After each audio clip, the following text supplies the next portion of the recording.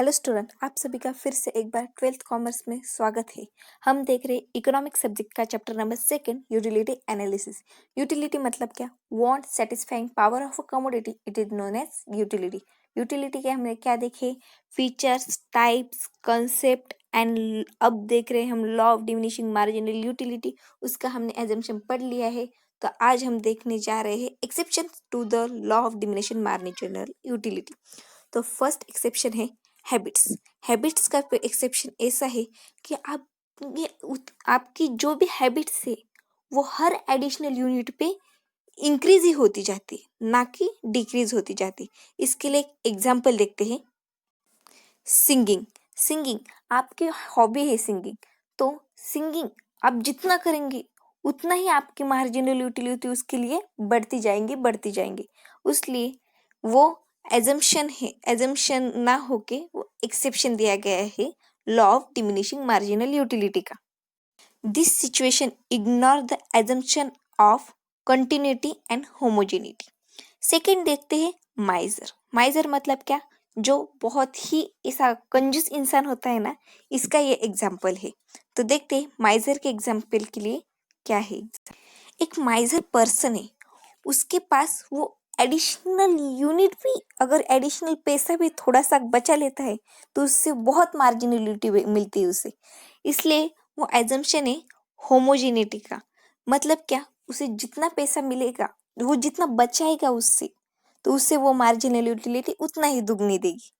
तो माइजर में देखते हैं इन केस में every additional rupees give him more and more satisfaction.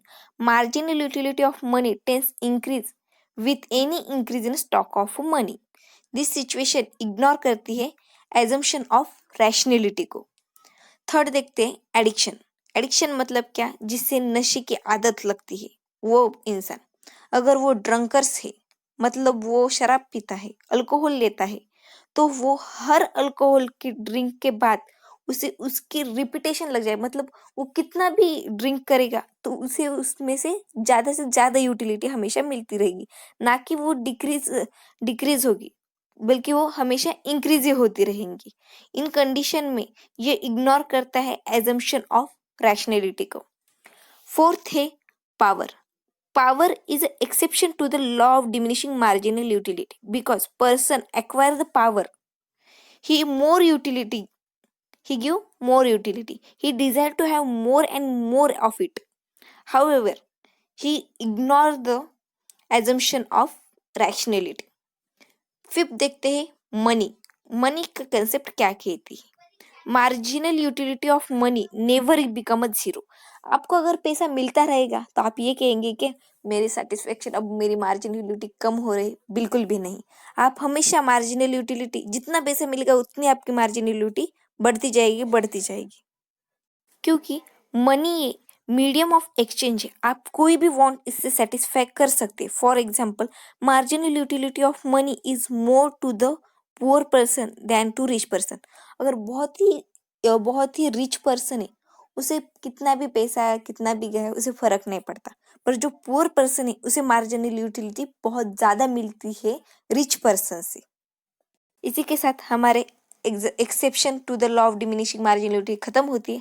हम अगले पॉइंट पर चलते हैं। सिग्निफिकेंस ऑफ लॉ तो रिड्यूस हो चुका हुआ भाग है, तो हम क्रिटिसिज्म ऑफ द लॉ देखते हैं। क्रिटिसिज्म ऑफ द लॉ मतलब क्या?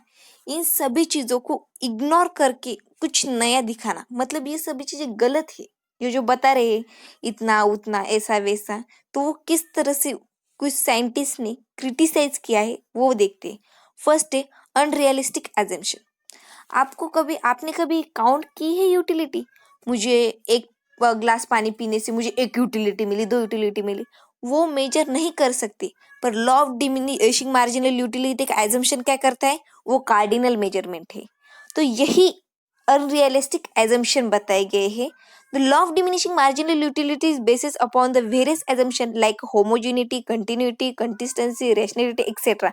But it is a really difficult to fulfill that condition and point of time. ये कहीं भी रियलिस्टिक में लाना ये इम्पॉसिबल है, ऐसे इन्होंने कहा है।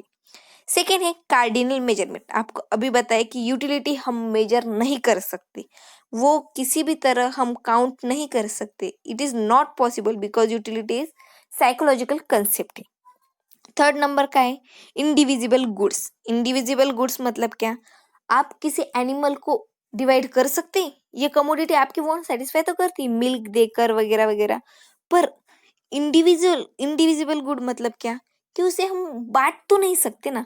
क्या आधी बेल तुम ले लो, आधा बेल मैं ले लेता हूँ, इसी प्रकार उसे डिविजिबल नहीं किया जा सकता। जैसे कि टीवी है, कार है, एनिमल है, एक्सेट्रा, वो सिंगल यूनिट है, एट अ पर्टिकुलर टाइम वो ही वांट सेटिस्फाई करता है, single unit.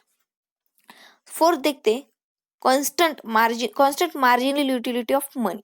The law of assumption of marginal utility of each unit of money remain constant. However, the criticize marginal utility of money different person to person. Person to person money marginal utility of money change होती है। Poor person को marginal utility ज़्यादा मिलती है money से, और वही marginal utility rich person को कम मिलती है मनी से। यही फर्क है कि marginal utility person to person change होती है, ना कि सेम रहती है। फिफ्थ है a single wants. Single wants ये भी अनरियलिस्टिक ही एजम्पशन है। एक कमोडिटी एक ही वॉन्ट सेटिस्फाई नहीं कर सकती, एक कमोडिटी मल्टी वॉन्ट्स सेटिस्फाई कर सकती है at a point of time. Electricity आपके घर में यूज की जाती है, इंडस्ट्री में यूज की जाती है, मार्केट में यूज की जाती है, सिटी में यूज की जाती है, बहुत सारी जगह है कि जहाँ इलेक्ट्रिसिटी यूज की जाती है। मतलब वन कमोडिटी बहुत सारी वांट को सेटिस्फाई कर सकती है। इससे हमें ये पता चलता है कि ये एजम्पशन भी अनरियलिस्टिक है। अब हम देखेंगे relationship between marginal utility and price utility की तरफ बढ़ते हैं। हम देख रहे हैं relationship between marginal utility and price में। एक यूनिट से हमें 10 मार्जिनल यूटिलिटी मिलती है, मतलब एक यूनिट से 10 मिल रही है, तो 10 यूनिट से हमें कितनी मार्जिनल यूटिलिटी मिल रही होगी, 100, और उस यूनिट की प्राइस कितनी है, 50। अगर जब मार्जिनल यूटिलिटी ये ग्रेटर होती है प्राइस से, तब उसे क्या किया जाता है, इंट्रा मार्जिनल यूनिट। ओके, अब सेकेंड यूनिट देखिए, और एडिशनल एक यूनिट हमने परचेस करना है, और उससे हमें मार्जिनल यूटिलिटी कितनी मिल रही है, 8। और 8 यूनिट अगर हम उसे 10 यूनिट से इंटू करेंगे तो 18 मार्जिनल यूटिलिटी देता है, पर उसकी प्राइस कितनी, 50। अभी भी वो marginal utility is greater than price, वो भी इंट्रा मार्जिनल यूटिलिटी ही कहा जाता है। फोर्थ नंबर का देखते हैं कि जब फोर्थ यूनिट हम लेंगे तब वो मार्जिनल यूटिलिटी कितने दे रहे हैं, 50, और प्राइस भी कितनी, 50। उसे क्या कहते हैं, कंज्यूमर इक्विलिब्रियम। मतलब क्या, कंज्यूमर इसमें सेटिस्फेक्शन करता है, सेटिस्फाई है। पर जब मार्जिनल यूटिलिटी लेस होती है प्राइस से, तब वो उसे डिससेटिस्फेक्शन देने लगता है। उसे क्या कहता है, extra marginal unit. Extra marginal unit मतलब क्या, कि मार्जिनल यूटिलिटी कम होती है और प्राइस ज़्यादा होती है, तब उसे क्या कह दिया जाता है, एक्स्ट्रा मार्जिनल यूनिट। और जब प्राइस कम होती है और मार्जिनल यूटिलिटी ज़्यादा उसे क्या कहा जाता है, इंट्रा मार्जिनल यूनिट।